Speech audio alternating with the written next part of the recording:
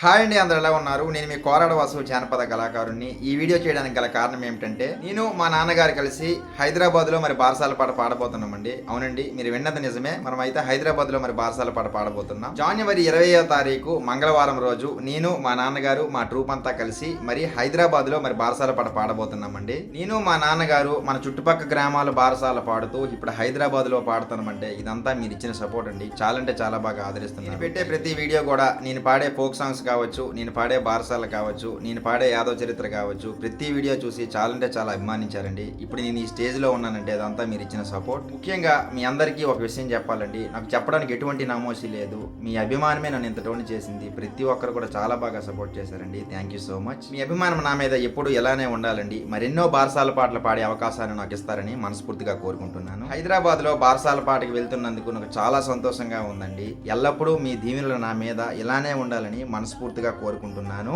హైదరాబాద్ బారసాల పాటతో మళ్ళీ కలుద్దాం. Thank you so much.